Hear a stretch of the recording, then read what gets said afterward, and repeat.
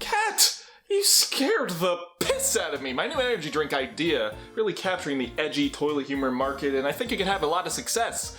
Until I went online and everyone tore it down saying, why would anyone want to drink piss? Well, the color's gross. Whatever happened to people consuming things and not caring about how it made them look? They just consume garbage and enjoy it. Video games are meant to be just one thing. Fun. Fun for everyone. That's a quote by the late Satoru Iwata, and it's true. That is the whole reason we play them. It's the whole reason we talk about them, form communities of them, make art of them, make reviews, blog posts, tweets, rankings, YouTube comments, likes, dislikes, threads, top 10s, this is good, this is bad. Whatever happened to just tonguing some melons? This is not what I signed up for. All of this is kind of a huge part of my life at this point. That is, I am guilty of overanalyzing games, from my start to where I am now. When you like to make videos, and you also like expressing your feelings about things you like, bing bang boom, here's a top 10 video on the best Bowser butts. And when I say overanalyzing, I don't just mean people taking a look at games in rigorous detail. What I rather mean to say is a lot of people talking about the same games all at once, sort of forming a collective conscience about what we see as video games online, to the point where you could search any old random old game and find someone's opinion on. Oh, okay, hold on here, pal. I think there's a place and time for taking a look at a game and understanding why they are made the way they are. It's interesting to learn. Without that, I feel like we wouldn't have amazing shows or videos like Sequelitis, Extra Credits, or the Serious Game Maker's Toolkit. On the flip, we also wouldn't have had ridiculous parodies of gamers acting ridiculous. But if you think we're bad, look at you freaks! With the rise of social media and sharing platforms, the consumer not only was the consumer anymore. You hate linked crossbow training? Well, grab your Dazzle and Keegan for Sony Vegas and get timelining. Now that everyone has a platform to share their opinions, everyone has a platform to share their opinions. Games are constantly being overanalyzed. Now, one's own experience with a game only matters insofar as how shareable that experience is. And that sort of is troubling. And this sort of culture has been pushed forward with a certain type of individual. I'm the future of entertainment! One's own social capital, or following, or popularity has come to represent the value of their opinions and these games. Somehow it seems their opinion matters more than the average viewer's, which is kind of a fallacy. Which is like, why? Why would this person's opinion matter more than yours? And who the hell am I? I see people get heated in comment sections over a quick joke that lasted 3 seconds. I've gotten messages about this, and it feels like people care more about my opinions than I care about my own opinions. I post on Twitter about wanting mementos to be legal in Smash Bros. Ultimate, a stage where I think it has the merits of being a good competitive stage.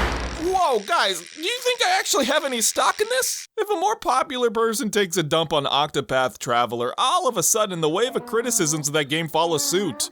I'm just saying, big content creators are often people too, and they can have just as bad reasons for liking or disliking things as you.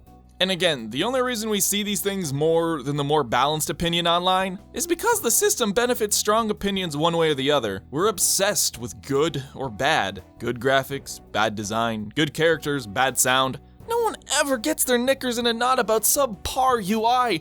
I'm gonna cream. And it gets worse with our Twitter limits, algorithms, read more folds, and generally our own attention spans. Things lately have been boiled down into categories of good or bad, and that brings down a sharper magnifying glass over games, to the point where it sets things ablaze. And I am guilty of this too, it's my job after all. My opinion is as important to people insofar as peaches on the thumbnail. And I guess what I'm building up to say is, why does this matter? Like, I'm not even trying to be mean, but why do we care so much? Why are we obsessed with random opinions of others online? We go and share our opinions, we go and comment and respond to other people and their opinions on things, but really, we may not share much else in life with these people. So why are we so fixated on their opinions when the rest of their lives could have shaped how these opinions came out? Let's go into game design for a second, because that is actually one of the most objective scalings of good or bad. Besides games, there are universal design traits that are implemented in all sorts of things.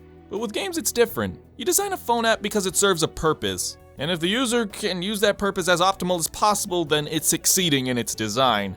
But games serve many purposes. none of which are things that we need to function daily. But the main one at the core of your Master Sword charge time limits, your Tetris 99 target systems, your Celeste accessibility, your Seikero difficulty, and even your Chow Garden animal glitches is fun.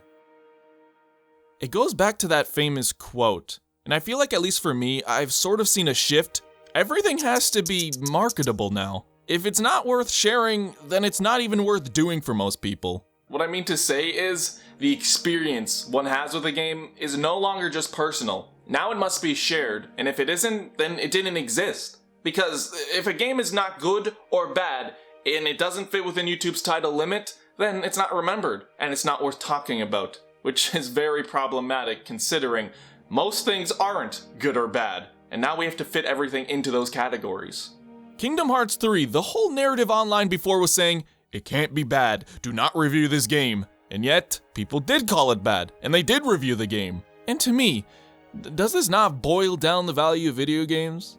If anything, I like breaking things down and analyzing them because I like talking about things I like. I like defending them and maybe getting other people to see why I love them so they can enjoy it. But at the end of the day, people won't care unless the defense is extreme one way or the other, or at least it feels that way.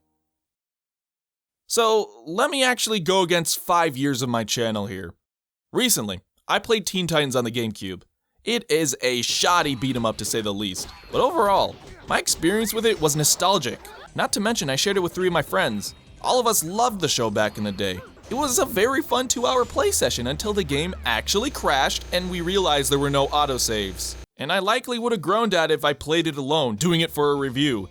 But I find myself looking back on this game fondly because of the time I enjoyed with friends. I guess my question is a good or bad game even valuable? How many games have you played that were utterly unacceptable, had glaring flaws, and yet it cranked a smile right across your face?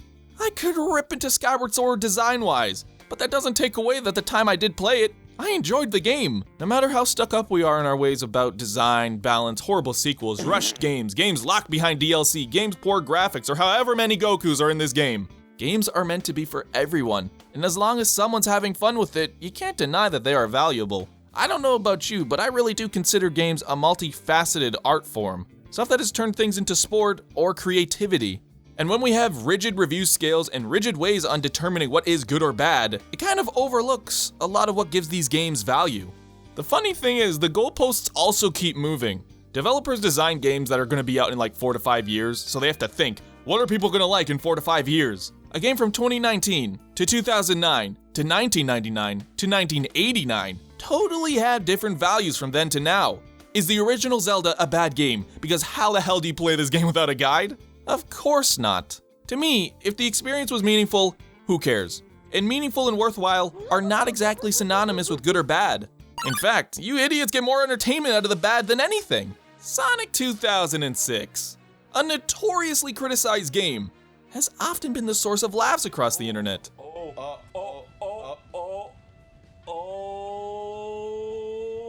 Sure, it wasn't intentional, but it doesn't mean the game doesn't have value. It does matter to us in this sick way, but it does achieve its goal in entertaining us. My point is, you don't need a reason to love the games you do. You don't need to prove it to anyone. If it's nostalgic, that is valid. If it's so bad it's good, that's valid too. And just remember, when you're playing a game, as long as you're having fun, it does have value. So, whatever it is you consume, don't be afraid to enjoy it, and don't feel like you have to defend yourself to anyone. As long as you found it valuable, then you don't really need to explain it. Of course, unless it's the scared the piss out of me energy drink. I'm trying to get royalties on this thing, so if you could share and spread it around. Anyways, this has been Alax. Thank you for watching, keep gaming, and I will see you on the flip side. Still tastes fresh.